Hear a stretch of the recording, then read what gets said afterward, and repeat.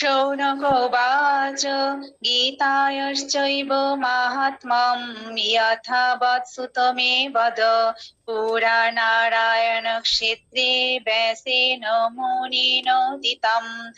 শৌনক ঋষি বললেন, হে সুত, পুরাকালে নারায়ণ ক্ষেত্রে মহামুনি ব্যাস কথিত গীতা মাহাত্ম্য আমাকে বলুন।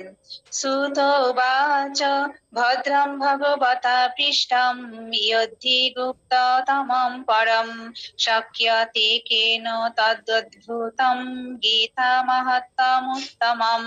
সুত গোস্বামী বললেন, হে ভগবান, আপনি উত্তম জিজ্ঞাসা করেছেন, যা পরম গোপনীয়তম সেই উত্তম গীতা মাহাত্ম্য কে বলতে সমর্থ?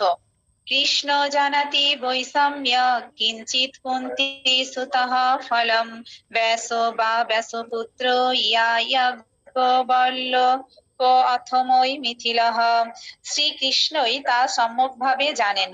কুন্তিপুত্র অর্জুন তার কিঞ্চিৎ ফল জানেন, আর ব্যাসদেব, শুকদেব, যাজ্ঞবল্ক্য ও রাজর্ষি জনক তারাও কিছু কিছু জ্ঞাত আছেন।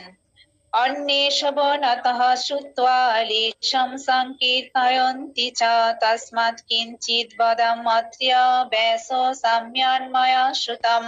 এছাড়া অন্যেরা পরম্পরা ধারায় শ্রবণ করে তার লেশ মাত্র কীর্তন করে থাকেন। আমি ব্যাসদেবের কাছে যেভাবে শ্রবণ করেছি তারই কিঞ্চিৎ এখানে বলছি। সর্বোপনিষদ গাব দগ্ধা গোপালনন্দনঃ পার্থ বৎসঃ সুসুধি ভোক্তা দুগ্ধম গীতামৃতম মহৎ।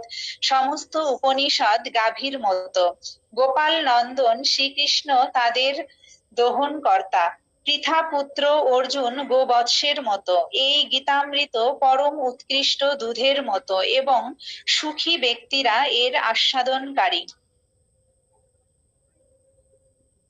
सरथ्यमर्जुन सेदौ कुर्वन् गीतामृतं ददौ লোকত্রয়োপকারায় তস্मै কৃষ্ণাত্মনে নমঃ।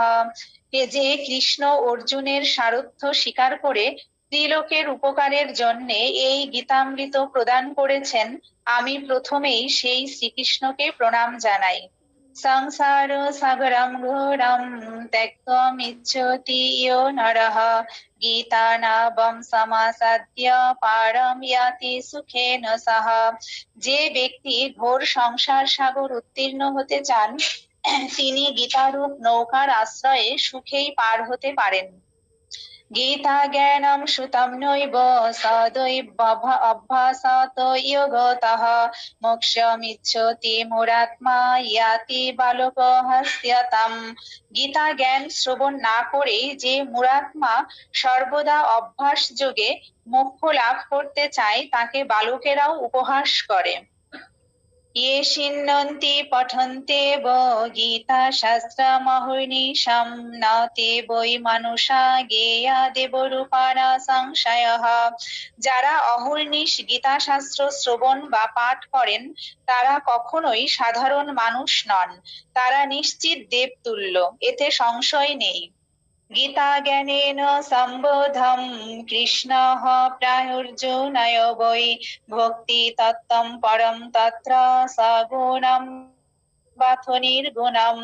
ভগবান কৃষ্ণচন্দ্র গীতা জ্ঞান দ্বারা অর্জুনের সম্বোধনার্থ সগুণ ও নির্গুণ পরম ভক্তি তত্ত্ব কীর্তন করেছিলেন। সোপানাষ্ট্যাদশৈরেবং ভুক্তি মুক্তি সমুচ্চিতৈ ক্রমশ চিত্ত শুদ্ধিঃ সৎপ্রেম ভক্ত্যাদি কর্মসু। এভাবে ভোগ ও মোক্ষ নিরাকৃত অষ্টাদশ অধ্যায় সোপান বিশিষ্ট গীতা জ্ঞান দ্বারা চিত্ত শুদ্ধ হয় এবং ক্রমশ প্রেম ভক্তিতে অধিকার জন্মে।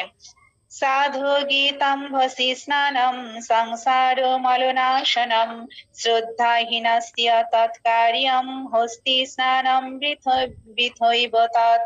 এই গীতারূপ সলিলে স্নান করে সাধু ব্যক্তিরা সংসার মল মুক্ত হন, কিন্তু শ্রদ্ধাহীন